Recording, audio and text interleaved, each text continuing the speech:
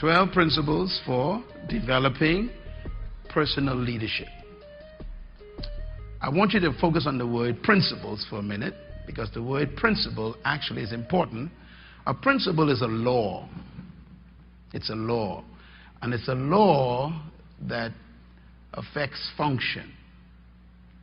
Principles are not facts. Facts change. You don't want to live your life by facts or according to the facts of life. Don't do that. Facts are unpredictable. They always change. Principles are constant. These are laws, sometimes we call them precepts, that are created or inherent in creation, or that are built into life, that if you follow them, you will guarantee success. So the facts don't do that. Principles guarantee success. So I'm going to teach you principles of developing yourself into a leader.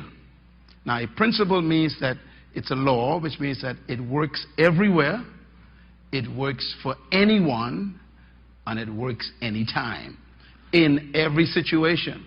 That's the power of a principle. A principle has no respect for anybody. You got to respect the principles. So if you learn principles, you become wiser than people who know facts. Plus, principles give you the power to always know what to do. They simplify life. So principles are critical. So what I'm going to share with you then is these 12 principles that I have discovered, learned, applied, and also researched in the lives of people who were effective in influencing the world.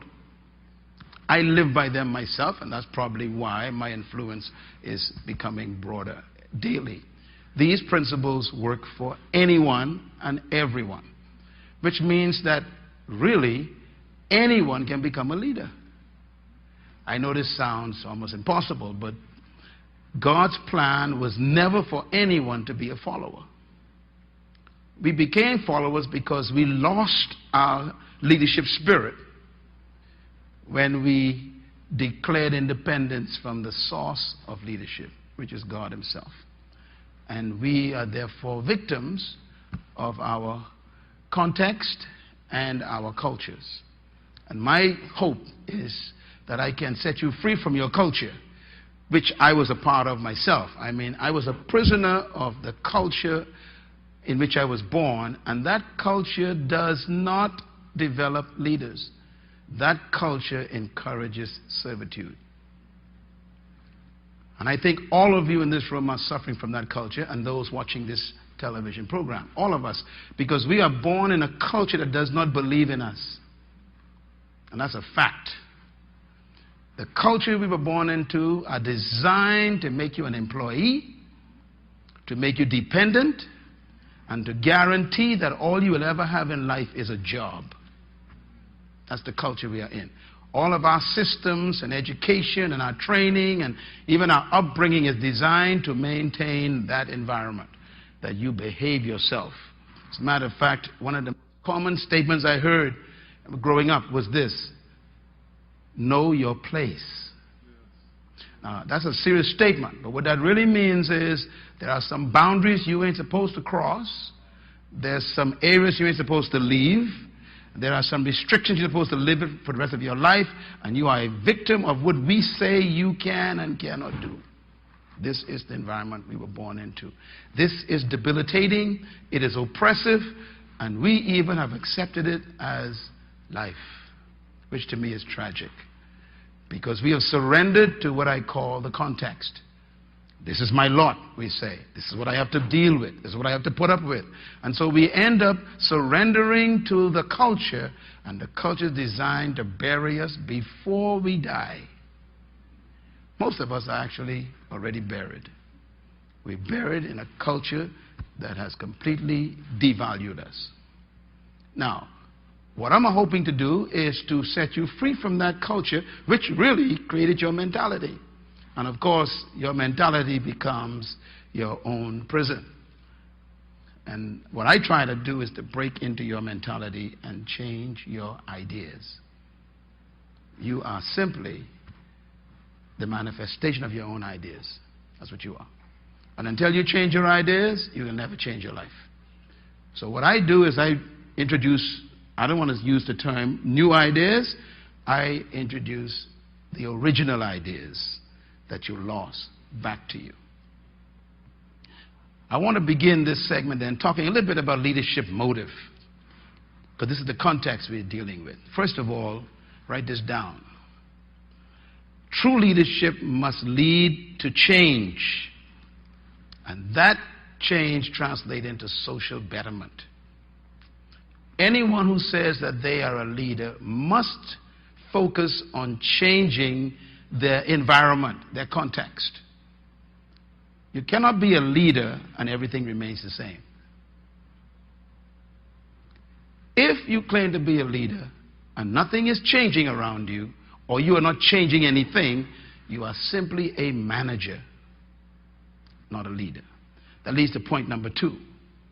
True leadership should not and must not support any vision or process that perpetuates or gives continuance to social injustice.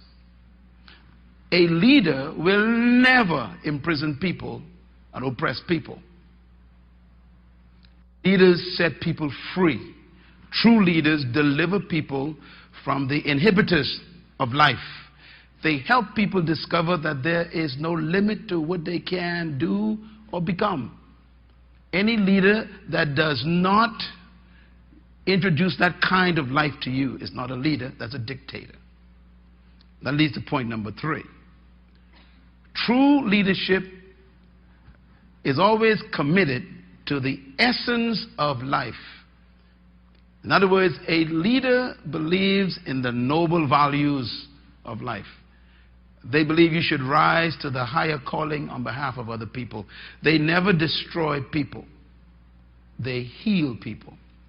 They never oppress people. They release people. If you want to become a leader, you have to become a servant of humanity. If you claim that you want to be a leader in your generation, you're going to have to find a vision and a cause that improves other people's lives, not your bottom line or your pocketbook. So most of the people that we call leaders, we need to measure them against these 3 principles. These are principles. The first one, leaders are interested in the betterment of other people. Number 2, they are against injustice. And number 3, they always work on the behalf of humans. They help humans grow, expand, achieve greatness. This is the spirit of true leadership. Now, I want to give you what I call the 7 lessons of leadership. And I mentioned these in our last session. I want to just reiterate them. Those who are going to lead in the future are going to have these 7 attitudes. Number 1, they must understand that leaders don't wait. Now, this is an important statement. A leader doesn't wait for things to happen. They make things happen.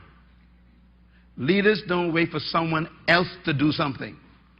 They decide to do it themselves. Leaders don't pray for change. Leaders initiate change. So you can always tell a leader, when a leader is present, they act on things. They don't wait for instructions. They literally instruct. And the first person they instruct is themselves. Someone has to do something about this. That's how leaders talk. Someone has to change this. You know, when you think of people like Mr. Nelson Mandela, who was born in a country that was under apartheid for over 70 years. I mean, there were many black leaders who complained about that, but nobody decided something has to be done. Mr. Nelson Mandela, who was a lawyer, who had a good job and a good practice, decided, I'm going to surrender my private ambition for the sake of the other people. And I'm going to do something about this. He did not wait.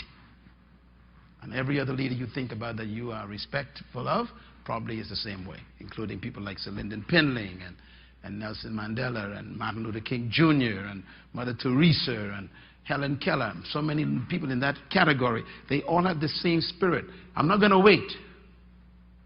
Let's do something. My question is, what are you observing in your environment that you are complaining about and doing nothing about it? That means you are not a leader. You are a complainer. The second principle is leaders know character counts. Leaders are very careful to protect their character. And thirdly, leaders have their heads in the clouds. They have a big vision, but they also keep their feet on the ground. They're in touch with the compassion needed of the people who are not where they are.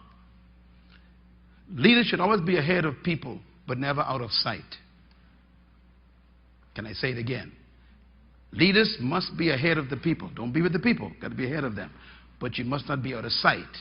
In other words, the people don't know where to go if they can't see you. So you're supposed to be with your head in the clouds with a massive vision, a big dream, all these great ideas, but don't let your feet leave the ground because some people ain't in the clouds. So they are in touch with the infirmities of the people. They come back and teach and train and motivate and help those people. Thirdly, leaders must be aware of their shared values. Their values are important. They believe that the things they value, the people should value. And they share their values. Number five, leaders know you cannot do it alone. Leaders are very driven, but they like people in the back seat with them. They know they can't go alone. They always know that they need a team. They need people. They need a group. Leaders do not achieve anything alone. Dictators do. And number six, leaders know the legacy you leave is the life you live. Leaders live by example. They don't live by instructions. Leaders live by living what they say, manifesting what they say. They don't give instruction. They live instructions. So a true leader actually demonstrates what they tell you to do. They live what they give you instruction on. And of course, number seven, leaders know that leadership is everyone's business, that everyone should be involved in leadership. A true leader is always driving other people to become more responsible, to become more independent, to become more of a thinker themselves. So leaders always want people to become leaders. Again, those who are not leaders want to make sure you never join their category. They try to keep you out of their space. They think the space is only for them. And these are not leaders. These are parasites with titles, of course. All right, that leads me then to the next point. I want to give you an example about qualifications. And there's a reason why I want you to see this. You just can't decide I'm going to be a leader. You have to be trained and also have to have some qualifications. And I want to make a reference to the first century leader whose name was Paul. Paul was trained highly by the University of Gamaliel. He was one of the top students from that school. So Paul was very well educated. And Paul was also a Roman citizen, even though he was a Jew. So he was exposed to a lot of the leadership environment of the pagan world. And Paul began to train leaders to take positions in churches that he built all over Asia Minor. And Paul began to appoint people to take leadership positions, but he knew that they had to be trained. And he laid out in this statement, in his letter to one of his young leaders, whose name is Timothy, Paul says, if you're going to appoint people, here's some qualifications they should have. I want you to read them with me in the book of Timothy.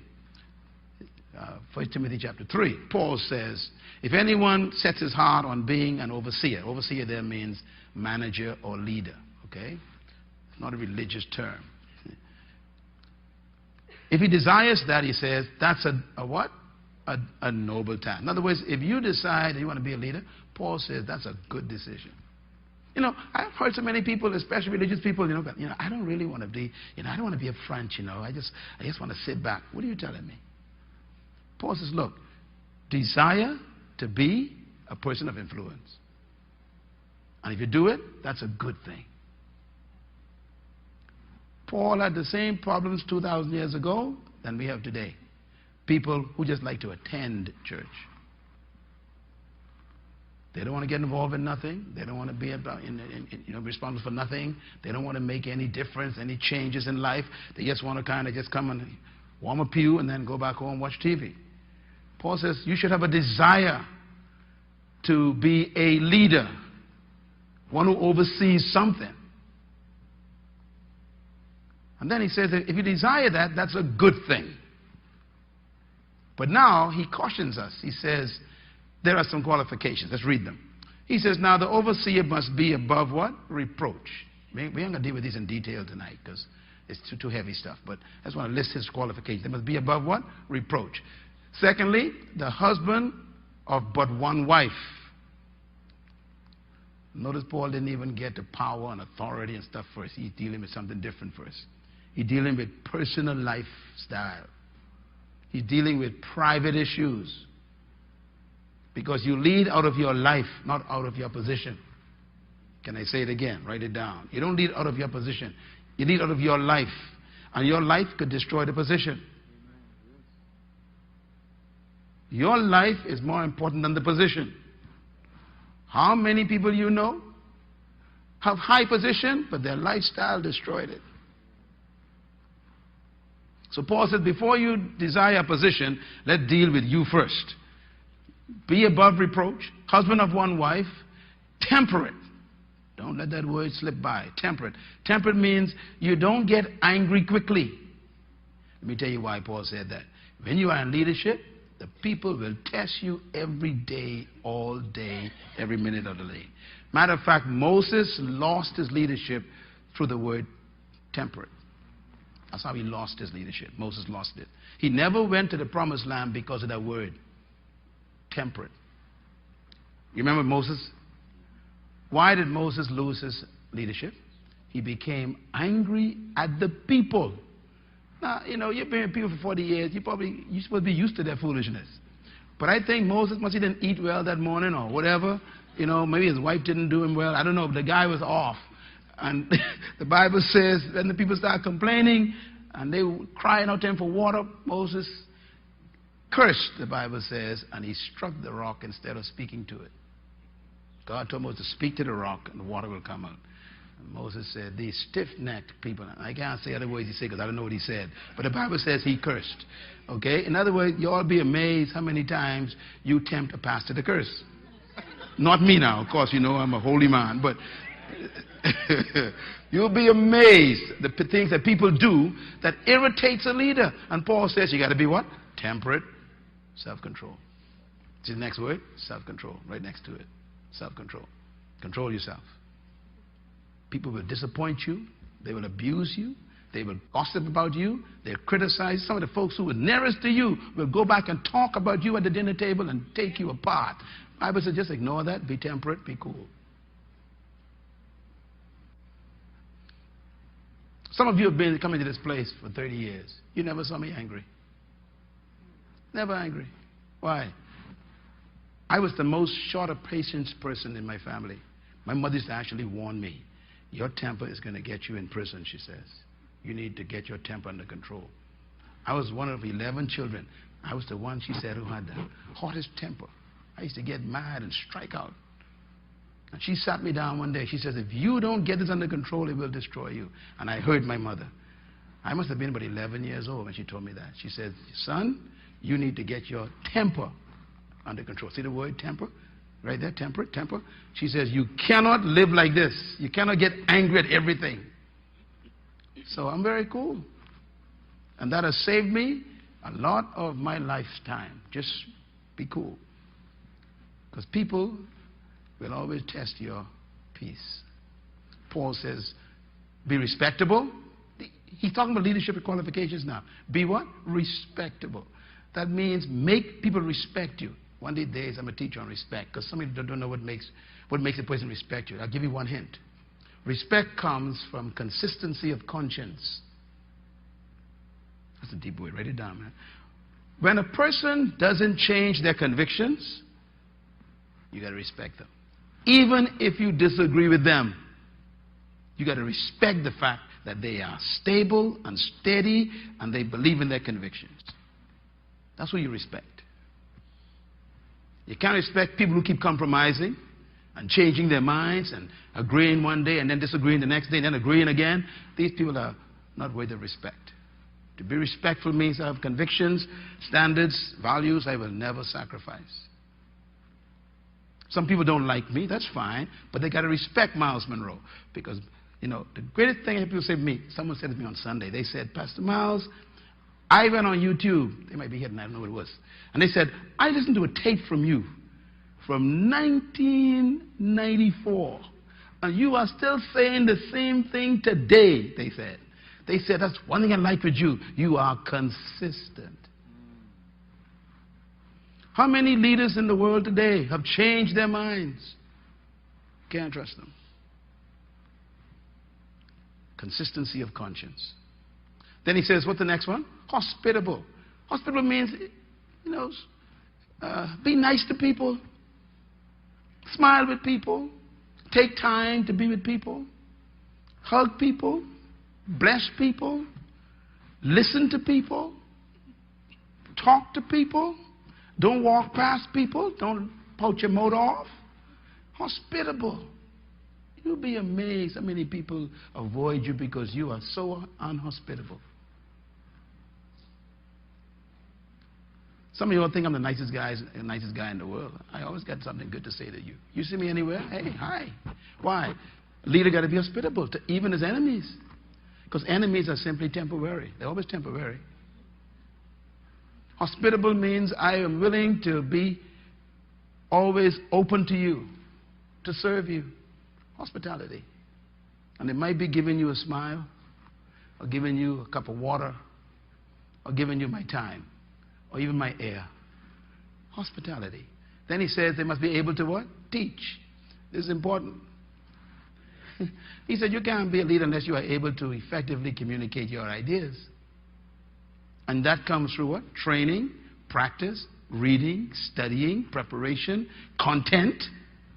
Coming to a session like this is very important for you. It makes you a better teacher. You're learning new ideas, and you'll be able to explain them more effectively if you understand them yourself. You got to be able to teach. The next one is not given to drunkenness. Paul says, look, if you're going to be a leader, you cannot be a victim of substances. By the way, please put in that sentence, drunkenness, getting high, sniffing, shooting up, whatever affects your mental state is considered drunkenness. So don't let anyone tell you that marijuana ain't in the Bible and cocaine ain't in the Bible and bitches ain't in the Bible. That's foolishness. It's there. That includes sniffing glue. Whatever affects your mental stability is drunkenness. He says you must not be given to drunkenness. A leader must never be disoriented. Why? Because people are depending on your decisions. I never forget reading in the book, the 24th chapter of Proverbs, it says, a king should never drink wine when it moveth in the cup. Let me tell you what he means by that. It means fermentation. There are two types of wine, see? The fresh grape juice and then the kind that is fermented. Solomon is the king. Solomon says the king should not drink wine when it moveth in the cup. It's fermenting. He says, lest he clouds his judgment and destroy the people. You know, politicians who are alcoholics, they're dangerous. Because they're making decisions for you behind closed doors, and they could be affected mentally by the substance that they are being influenced by. So leaders must not be controlled by any substance. Very important. Then the next one is what? Not violent, but gentle. Lashing out at people. You know, some people you're afraid to talk to because they always seem to be angry, or they seem like they're irritated by anger. You normally avoid those people. The Bible says if you're going to be a leader, you got to be very gentle, you know, open, kind. And some folks got not nice things to say about you, you know, or to you. You got to still be nonviolent. I think Nelson Mandela and Martin Luther King Jr. showed this beauty of nonviolence. They were gentle. Next one is what? Not given to quarrelsome. Oh boy, that sounds like a Bahamian name. Not quarrelsome. You cannot be a leader if you're always creating arguments, picking fights, quarreling over little things that are not important. Sometimes it's just, easier to just be quiet and let the people do what they do and maintain your integrity. You don't get involved in quarrels. Yeah. The next one is what? Not a lover of money. Why Paul put it on the list? Because he had that problem. There are people who go into positions to secure themselves, not to secure the people. They go into positions so that they can become rich, not to enrich the people. Paul says you should never be motivated by money if you're going to be a leader, because you will sacrifice the people for money and also sell your integrity for it. The next one, he says, it must be one who manages his own family well and see that his children obey him or her with proper respect. You know, my life, I have to live my life a certain way for you all to respect me. So my son and daughter, they are my greatest test of my leadership. And you all know my children. And both of them respect me, and they work with me now, and they are helping me do what I do. I didn't ask them to come and join me. They decided that themselves. This is a part of qualifications for leadership. Now, there are sometimes your children, they don't behave properly. What you got to always remember in your mind is that you did your best with them. You can't make children do certain things. You can't force them. When they have become adults, they got to make their own decisions. But you need to know that I did my best, and also I was the example that they needed. If you were good examples to your kids, then they are responsible for their decisions after they are adults. And you must be able to know that publicly and say that publicly. You know, that's my son, and that's not what I taught him. So, they have to respect you, is the point that's important here. It didn't say they got to love you, you know. Read it. Your kids don't have to love you, but they got to respect you. They would say, boy, you know, I ain't quite into what my daddy doing, but boy, I got to respect him. He into that. He believe in God. You know, so the kid got to respect you. Very important. Then he says that his children must obey him. Now notice the difference between, children and adults. Adults don't obey, but children are supposed to obey. So when they're small, they should obey you. If you're going to be a leader, you got to instill in your children a respect for authority, and you are their first authority. And you must instill that in them. Okay. Anyhow, I want to end this by saying, if anyone does not know how to manage his own home family well, how can he take care of God's church? Paul is comparing that. He must not be a recent convert. It's important. That's a whole new teaching. And he may become conceited and fall under judgment like the devil did. Now remember how Satan fell. He was one of God's top cherubims. And his position went to his head. He was used to that, couldn't handle that kind of power. And he began to think that he and God was company. You know, they keep company with each other. And God said, well, excuse me, I created you. You're not in my class. Okay? And of course, it went to his head. And that happens to some people, you know. If you give them positions too early, they claim they can handle it, they can't handle it.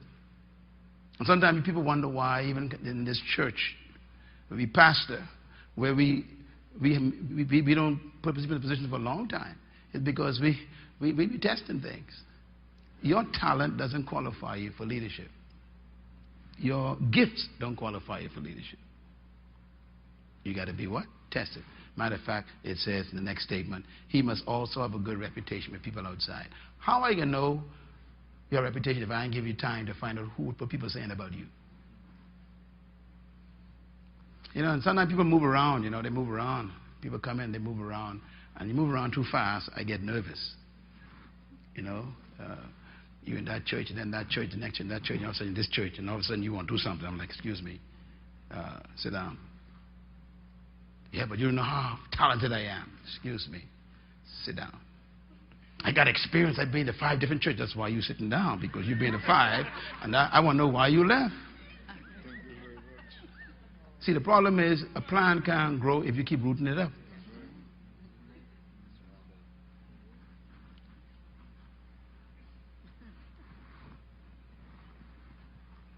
When we appoint people, we don't hardly miss. A couple of times you miss. Jesus missed. He missed one. But you know, Jesus was cool. Jesus says, I know one of y'all is a betrayer wrong. You know, in other words, keep your enemies close so you know where they are all the time. And, you know, that's some ideas there. But Paul, look at Paul's statement. Now, let me just summarize Paul's qualifications for you real quick. Number one, he dealt with 4 qualifications. Matter of fact, 5. He dealt with, first, spiritual qualifications. Secondly, intellectual qualifications. Thirdly, physical qualifications, taking care of your body. And then number 4, emotional qualifications, not becoming angry and bitter and violent.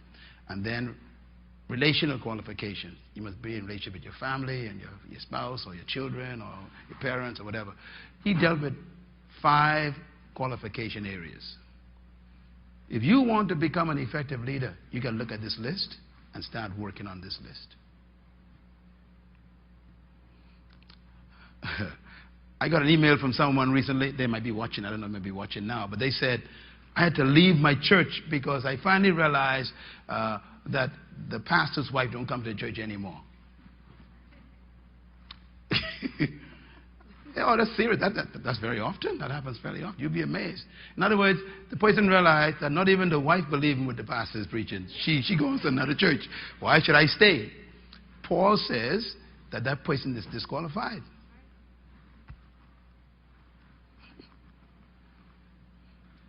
If your own family don't believe what you're saying, why should I? They grew up with you. You know, you don't know what a blessing it is for me in this organization, in this ministry, to have my father, all my sisters and my brothers who have come under this ministry and have been served here for years. You know, that means so much to me. I am their younger brother. They believe what I'm saying. Because they know my life, they see my life, and who knows you better than your own siblings? They know my standards, they know my quality of life, they know my habits, they grew up with me. I qualify relationally. Do I qualify emotionally? I told you I don't get mad at y'all. Do I qualify physically? Look at this guy, man. You know, hey, I'll be 60 next year. I know you don't believe that. No sickness, no disease, ain't been in hospital for 32 years. This is physical health. Why? I don't drink, don't smoke, don't take no drugs, I don't sniff nothing. I eat healthy, I drink water, I drink, you know, good juices, I take vitamins. Why? Because my body must be healthy. Physical, I can't be drunk. Leadership requires this. If you're going to be a leader, you're going to have to qualify in these 5 areas. Intellectually, well, you could probably tell that I am always a student. I'm always learning. And spiritually, my life is wrapped up in my prayer life with God. This is leadership. And Paul says that person is capable of overseeing anything. And that could be a person or a country. Now, 10 leadership essentials. Number 1, you must believe that you are designed to lead. Number 2, matter of fact, these are the 12. Number 2, you must discover yourself. These are the 12 leadership principles. Number 3, you must capture your vision. I'm just giving you statements right now. Each one of these is a whole session I will teach, okay? Number 4, you must share your inspiration if you're going to become a leader. Number 5, you must commit to principles and values that you will never violate. In other words, you set standards that you will never sacrifice. And number 6, you must express your passion to people. Talk about what you are passionate about. Publicly tell people what you want to do, what you want to see change. You got to talk about it. Don't keep your passion silent. Leaders actually talk about what makes them angry. They express their passion. Number 7, leaders empower other people. They don't pursue power, they pursue empowering other people. And number 8, leaders discipline themselves to protect their purpose. Purpose is your reason for living. Leaders live a life of discipline to protect that. In other words, they don't want to cancel their assignment by bad decisions that they make about their lives. They protect their lives by protecting their purpose. They discipline themselves. And number 9, leaders coordinate their resources effectively. They know how to handle material and money and equipment and buildings and time. And all these are resources. Leaders coordinate resources. Number 10, leaders manage their priorities. If you're going to become a leader, you've got to develop your priorities now. Priorities are important because they protect you from other people interfering in your lives.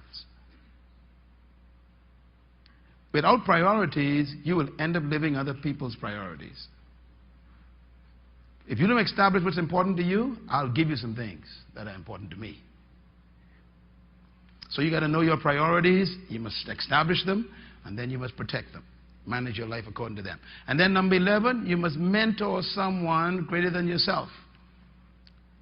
A leader will always live their lives through their successor. They produce people. They don't just produce buildings. They develop people. They don't just develop programs. Leaders leave the world people. They don't leave them some monument. They leave the world people. And I always think of Jesus Christ as such an amazing experience because Jesus never built a building, never established a program. He simply built people. And he left us these people, and these people changed the world. My question, who are you mentoring right now to take your place? In whatever you're doing, have you identified a few people that you are going to pour your life into and you're going to turn things over to and you're going to allow them to test their skills through your privilege? This is leadership. And number 12, leaders must understand management. Leaders must understand that they have to manage even though they are not managers. Let me explain what I mean by that. All leaders are managed before they are leaders. But a leader is aware that management is only a small part of what he does. He must understand management. Management has more to do with delegation, delegating responsibility to other people. Leaders share power. They allow people to have value around them by giving them responsibility. That's what management is about. So these are the 12 principles essential to leadership development. I will teach each one of these separately. You'll be amazed that each one of them is a book in itself. Like number 1, to me, is a book. So much to learn about just your design for leadership. And we will deal with that in the coming months, weeks rather. I just want to give you a little bonus here tonight. I want to give you 12 principles of leadership that I have distilled in my books. Number 1, purpose. I'm going to give you this statement next to them. Write them down. To become a leader, you must discover your purpose. Purpose is discovering your sense of destiny. You become aware that you were not born just to make a living and breathe oxygen. You discover that you were born to give life something else. You were born to do something for humanity. Number 2, vision. A leader must have a perception of the future that is respectable and noble. They see a future that's better than the present, and they're willing to go to it at any cost. Number 3, passion.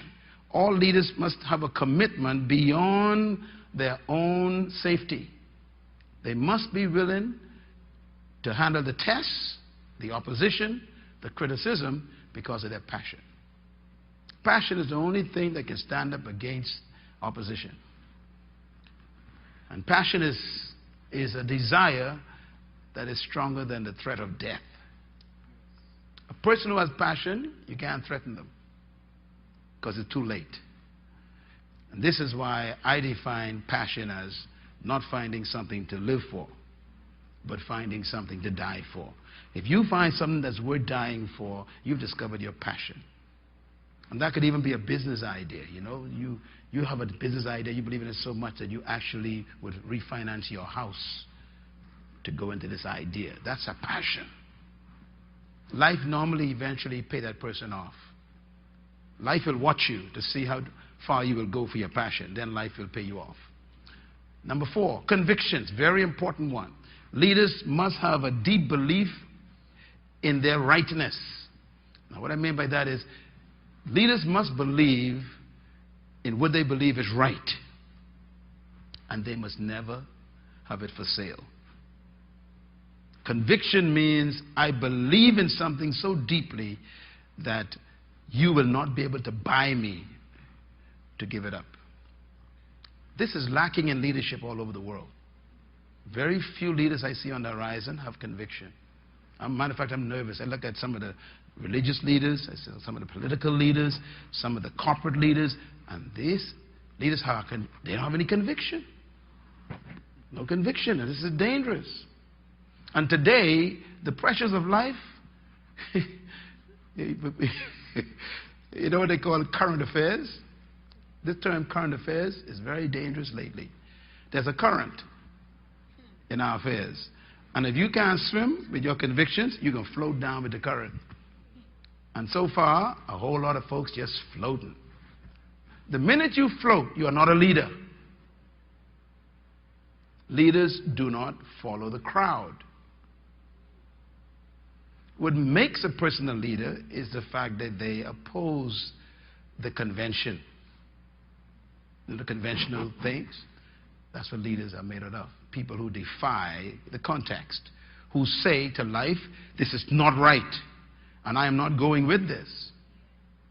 The pressures that the people are feeling today in leadership is exposing their lack of leadership because they have no conviction. I can hardly find a leader in the world right now. Very few, and you know, I think I travel a little bit, and I meet them. And you could see, even in my own country, I'm trying to identify, okay, who has conviction? Conviction. The opposite of conviction, write it down, is compromise.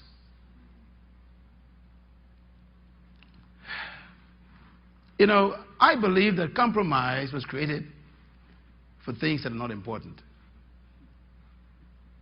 But for things that are important in life, whatever you consider to be important, there's no compromise. This is why people go to jail like Nelson Mandela. His conviction was so strong that he was right.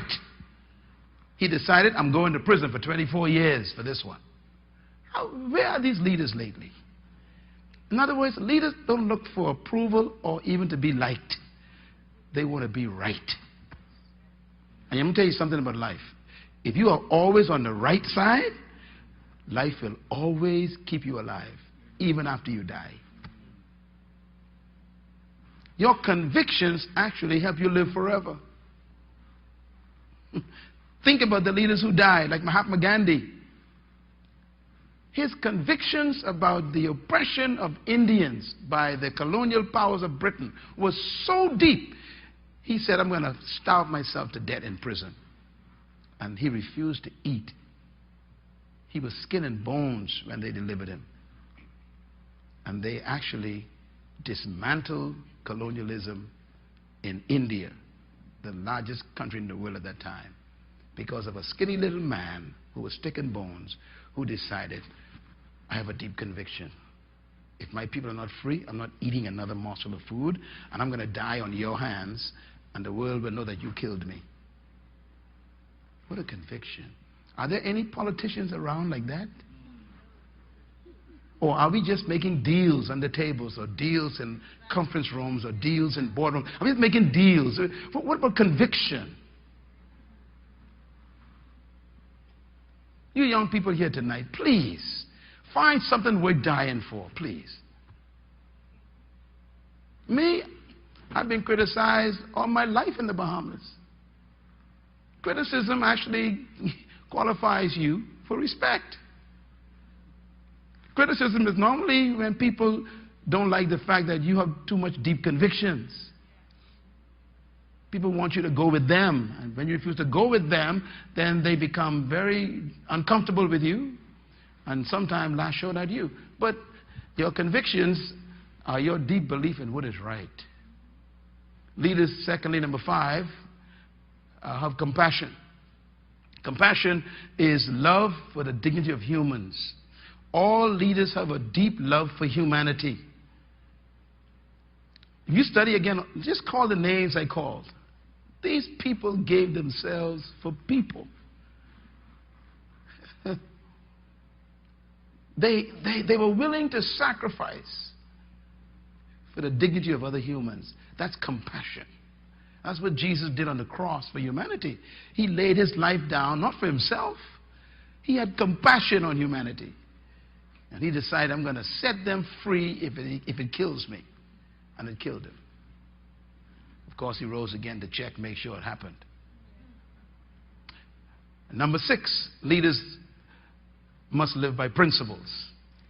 And this will be the focus of our event coming up in November. The principles are the standards that you decide to live by, to function by. Certain things you will not violate. I will not steal. I will not bear false witness. I will not take deals on the table. I will not lie. I will not commit adultery with other people's property. I will not steal. I will not take what they call it, kickbacks. I will not pad invoices. I will not over invoice a project. In other words, these people have standards. A leader has standards. Where are the leaders? Number 7, leaders have values. Values are what we call codes of ethics. The ethical, it's like a personal contract with yourself about what is important to you. Code of ethic.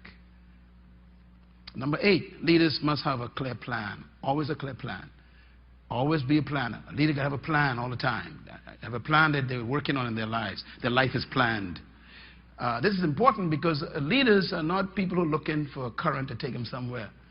They already got their GSP all worked out. They got the destination clocked in. They put the coordinates in their lives into life. They know exactly where they're going. How they say it in aviation, they got their flight plan already logged in. So when the hurricanes come and the storms come and the lightning flashes and the thunder comes and the rain comes, they know that's okay. I'm going to bump around a little bit, but I got my coordinates in. They have a plan. Leaders are not afraid of setbacks and side tracks. All they know is that they have a main track. They're going to stay on track. They may even fall and get up, but they're going to get back on track. Leaders have a one-track mind. Yes? Number 9, persistence. Big one. Leaders are committed to success. And that word commitment is important here. Persistence is insisting on what you desire. Persistence means I insist on getting what I dream. I insist on it, which means that life going to have to let this go. Life could hold this as long as it wants. I'm going to get this. Persistence means bearing up under pressure. It is the foundation of courage. It is the very thing that gives the leader stickability. Persistence means that I believe in the future so much that the present have to let me go.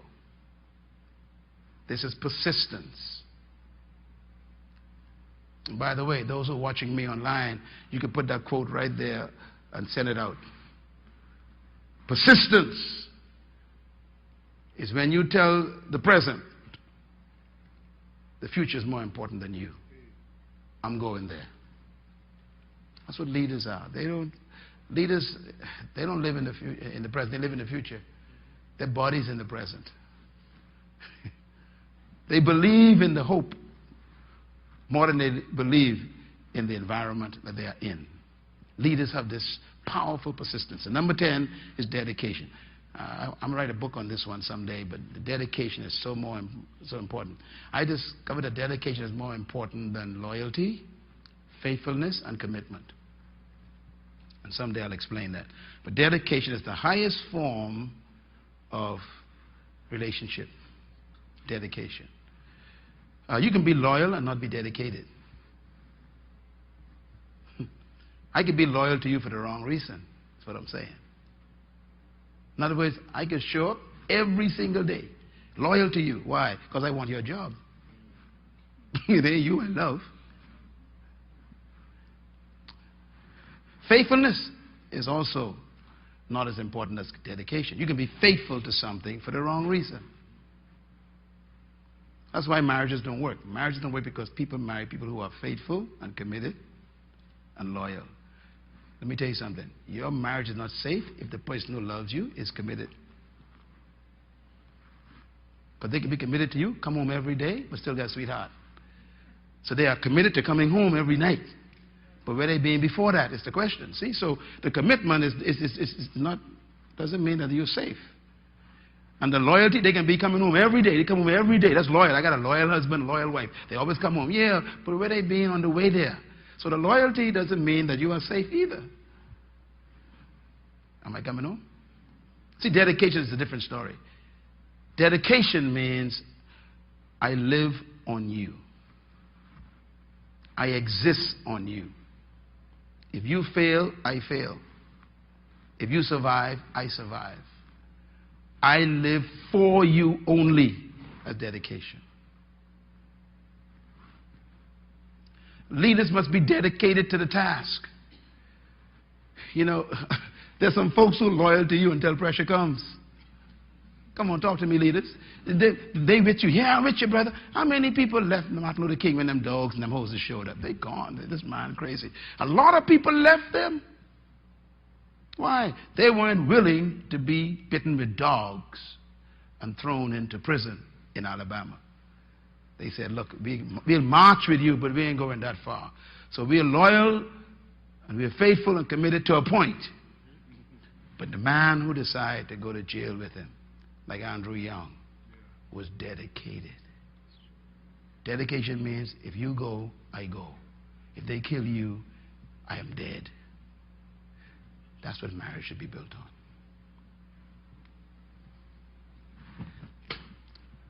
How dedicated are you to your vision? Are you willing to take all the criticism, all the abuse?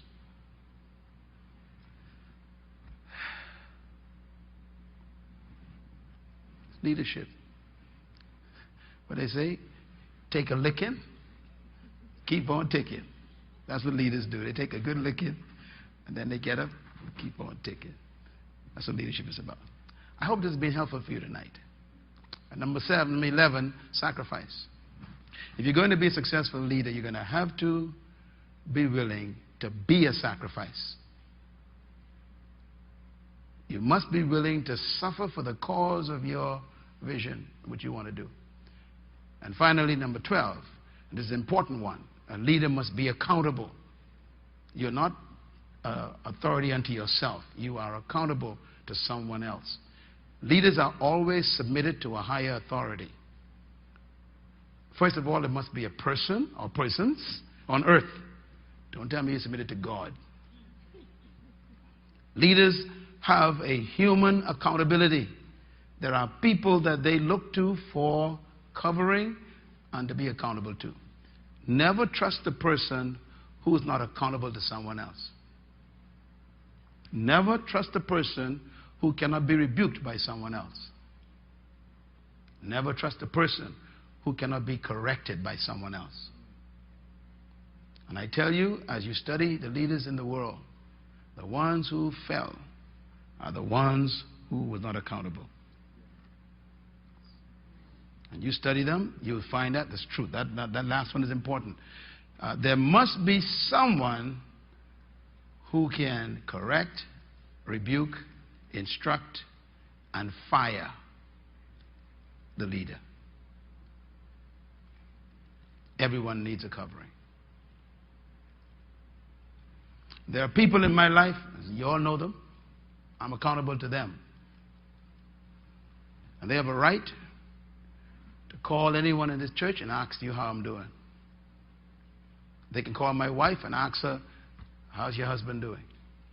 They can call my son and daughter any day and say, tell me, how's your father doing? What's he doing? That's accountability. Don't you ever take the spirit that says the buck stops with me. Of course, the final point is you are accountable to God. If we don't get you, God gonna get you. There are many people who died without human accountability, and they can stand before the throne of God, and God gonna say, how did you do? What did you do? He will be the ultimate source of authority. So we live with an awareness that we got to give two accounts: to the human authority and to the divine authority. And these will keep a leader humble and fearful. A leader without fear in his life or her life is a dangerous leader. Never trust a leader who is not afraid. The first qualification God gives in the Bible for leadership, the first qualification, is they must fear God. And there's a reason why God said that. Because if you don't fear God, I'm in trouble. No conscience. That's why you could kill humans. You could abuse humans. You could oppress humans because you don't fear God.